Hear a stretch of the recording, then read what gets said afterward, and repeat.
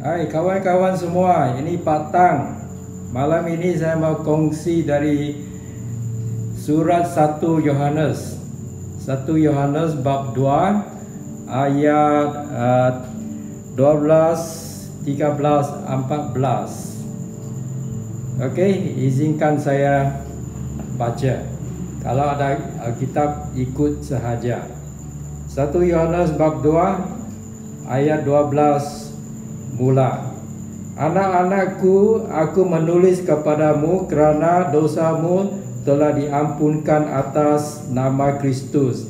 Bapa, aku menulis kepadamu kerana kamu mengenal Dia yang telah wujud dari mulanya. Orang muda, aku menulis kepadamu kerana kamu telah menewaskan si durjana. Anak-anakku, aku menulis kepadamu kerana kamu mengenal Bapa. Aku menulis kepadamu Bapa kerana kamu mengenal Dia yang telah wujud dari mulanya. Aku menulis kepadamu orang muda kerana imanmu kukuh. Kamu menaruh firman Allah dalam dirimu dan kamu telah menewaskan si durjana. Apakah tujuan Yohanes tulis surat ini kepada gereja?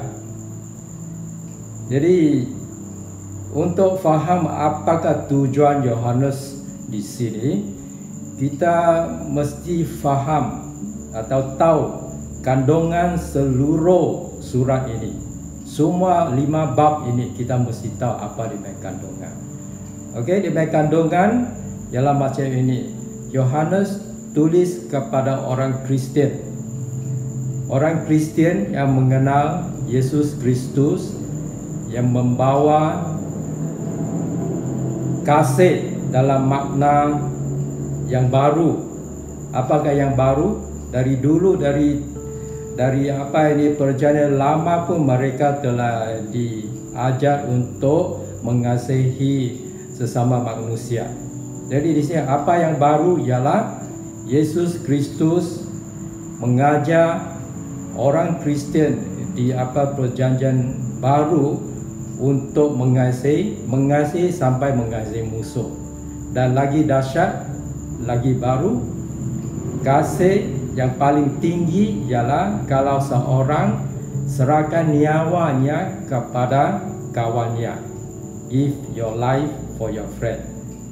Jadi ini kita tidak hairanlah kalau perkara yang besar di dalam surat ini ialah mengajar kita laku kasih. Tidak hairanlah kerana apa? Kerana Allah ialah kasih. God is love. Jadi kita kena laku kasih. Tapi jauh lebih penting dan lebih pokok ialah kita mesti jaga hati kita. Bukan saja laku kasih, tetapi hati kita mesti mengasihi yang betul. Kita ada satu pilihan. Kita mesti jaga hati kita. Adakah hati kita mengasihi Tuhan Yesus Kristus atau hati kita mengasihi diri sendiri dan dunia dan ikut iblis? Itu pokok. Kerana apa? Kerana kita hidup sebagai Kristian di dalam dunia ini.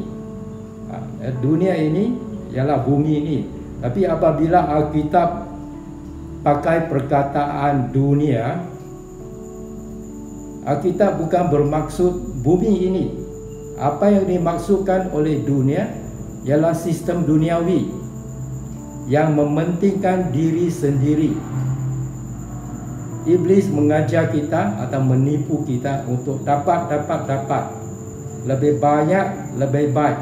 1 juta, 2 juta lagi sampai bilion-bilion dapat material atau benda-benda material dan juga dapat kuasa. Dan tidak kira apa cara, dunia mengajar kita pakai tipu, pakai khianat, pakai bunuh. apa saja boleh, tidak ada etika, tidak ada moral. Itu apa saja boleh gunakan, apa cara pun boleh, asalkan kita dapat apa yang kita mau, apa yang kita mau. Jadi itu dunia. Dan Kristen hidup di dalam dunia macam ini. Penguasa dunia ini ialah iblis. Jadi kita hidup sebagai Kristen sebenarnya ya di dalam keadaan perang. Tiap-tiap hari kita lawan kita atau perang kita bukan perang manusia. Kita bukan lawan apa ini daging dan darah. Kita sebenarnya lawan iblis. Kita di dalam perang rohani. Jadi apabila kita di dalam perang atau sesiapa saja yang di dalam perang, askar-askar di dalam perang, mereka mesti dapat galakkan. Mereka mesti tahu bahawa mereka akan menang. Kalau mereka tahu mereka akan menang, mereka akan terus berlawan, berjuang. Kalau satu pasukan askar tidak ada harapan untuk menang lagi, mereka akan surrender. Mereka tak berjuang lagi, surrender. Jadi begitu untuk kita. Kita di dalam perang rohani lawan iblis dan kuncu-kuncunya. Jadi kita juga perlu galakkan.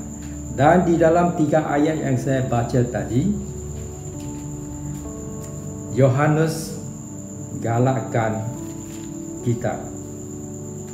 Macam mana dia galakkan kita? Dalam teks 3 ayat ini, ayat 12, 13, 14. Macam mana kita dapat galakkan? Dan jawapannya ialah ini. Kita digalakkan, nombor 1, oleh kerana dosa kita telah diampunkan oleh Kristus. Artinya kita tidak lagi jahanam, tapi kita ada tempat di syurga. Itu jamin. Galakan nombor 2, kita kenal Tuhan. Siapa ni Tuhan? Tuhan ialah pencipta. Dia yang wujud dari mula. Kita kenal dia. Kita bukan kenal satu orang biasa. Kita kenal Tuhan. Tuhan yang paling berkuasa sekali di dalam universe atau dunia ini. Dan ini diulang 2 kali. Mengapa ulang 2 kali? Untuk menggalakkan kita, untuk emphasis. Nombor 3, kita dapat galakkan apabila kita tahu bahawa kita telah tewaskan iblis. Itu diulang 2 kali juga. Kita telah tewaskan iblis. Musuh kita sebenarnya sudah tewas. Tuhan hanya izinkan dia jadi lari sini, lari sana. Tapi akhirnya dia akan tewas. Nombor 4, kita digalakkan kerana Yohanes beritahu kita punya iman itu kukuh. Dan nombor 5, kita digalakkan apabila kita tahu firman Allah hidup di dalam kita. Jadi kita ada sesuatu yang benar, yang berkuasa. Jadi itulah apabila kita dapat galakan itu, galakkan oleh kerana kita di dalam pihak yang akan menang dan kita akan terus berjuang. Laku kasih. Jadi saya seru kepada saudara-saudara sekalian, mari kita terus berjuang untuk Kristus. Mari kita terus laku kasih. Tapi lebih penting jaga hati kita. Siapakah yang kita mengasihi? Tuhan berkati.